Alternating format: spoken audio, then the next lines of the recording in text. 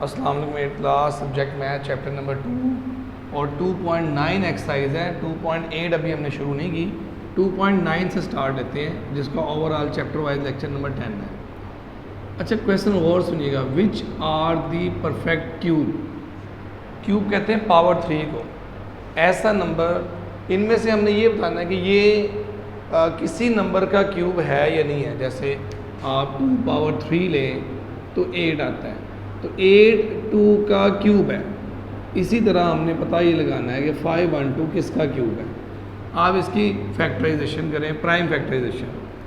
2 2 ज़ा 1 का 2, 5 ज़ा 1 का 2 6 ज़ा 2 1 ज़ा 2 2 ज़ा 2 8 ज़ा 2 6 ज़ा 2 4 ज़ा 2 3 ज़ा 2 2 ज़ा 2 1 ज़ा 2 6 ज़ा 2 8 ज़ा 2 4 ज़ा 2 2 ज़ा 2 1 ज़ा 2 आ जाएगा 9 टाइम, यहाँ 9 टाइम लिख दें।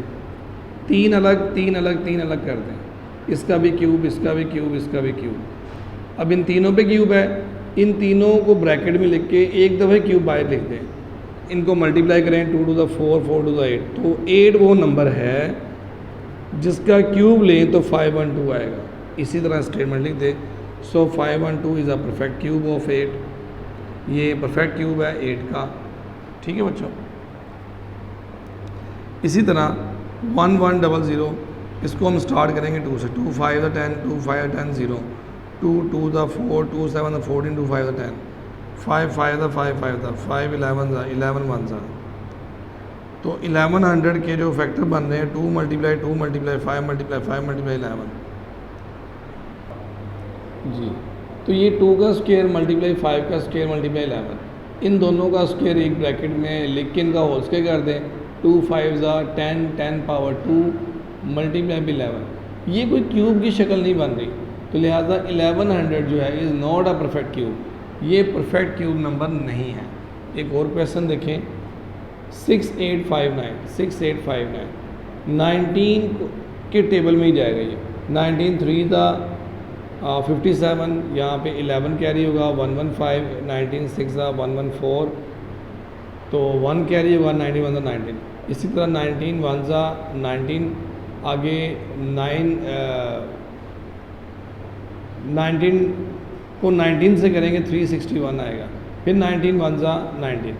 इसी तरह से 6859 के हम 3 फैक्टर बना लिए, इसका क्यूब बन रहा है, तो लिहाजा आप लिख दें, सो 6859 is a perfect cube of 19। ये 19 का परफेक्ट क्यूब है। एक और क्वेश्चन करते हैं जो फ्रैक्शन फॉर्म में है। फ्रैक्शन फॉर्म वाले क्वेश्चन को आपने कैसे हैंडल करना है, समझिए कि 2 सवाल मर्ज हुए हैं, 27 और 5 1 2। 27 के फैक्टर यहाँ बनाए, 5 1 2 यहाँ बनाए।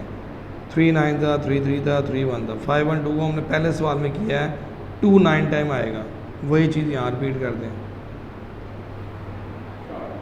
जी। 27 3 3 टाइम, 5 1 2 2 9 टाइम, ये 3 पावर 3, ये इनकी वही वही पेयरिंग कर देना, 3 3 के आप ग्रुप बना दें, 3 3 3, इसकी पावर 3, इसकी पावर 3, इसकी पावर 3 और 2 मल्टीप्लाई 2 होल क्यूब कर दें। इनको मल्टीप्लाई करें तो 3 और 8 होल क्यूब।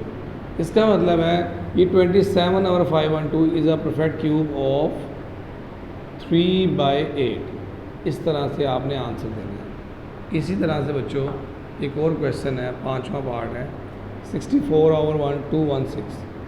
64 के फैक्टर बनाएं, 2 6 टाइम आएगा। 216 के फैक्टर बनाएं, 2 1 ज़ा 2। अच्छा ये डिजिट इसका मिलाने के लिए यहाँ 0 लगाना पड़ेगा।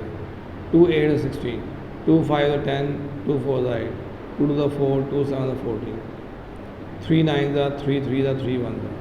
तो 64 के बन रहे हैं फैक्टर 2 6 टाइम और 216 के 2 3 टाइम मल्टीप्लाई 3 2 टाइम, 3 भी 3 टाइम। अच्छा इनके ये इन 3 जो 2 हैं इनको एक दफ़ा लिख के पावर 3 कर दें, यहाँ भी ऐसी, यहाँ भी ऐसी, यहाँ भी ऐसी। अब इनको एक ही क्यूब में ले आएँ और इनको मल्टीप्लाई कर दें, ऊपर को अलग नीचे को अलग। ये कटिंग भी हो रही है लेकिन आपने कटिंग नहीं करनी। 2 to the 4 2 3 6, तो 64 over 216 क्यूब किसका है, 4/6 का होल क्यूब है। सो 64 over 216 is the perfect cube of 4/6। 4/6 का क्यूब लेंगे तो 64 over 216 आएगा। तो ये बच्चों मैंने क्वेश्चन में 1 के मैंने सारे पार्ट आपको करवा दिए हैं, आपने सिर्फ इसकी प्रैक्टिस करनी है और नोट्स बनाने हैं। जब तक के लिए अल्लाह हाफ़िज़।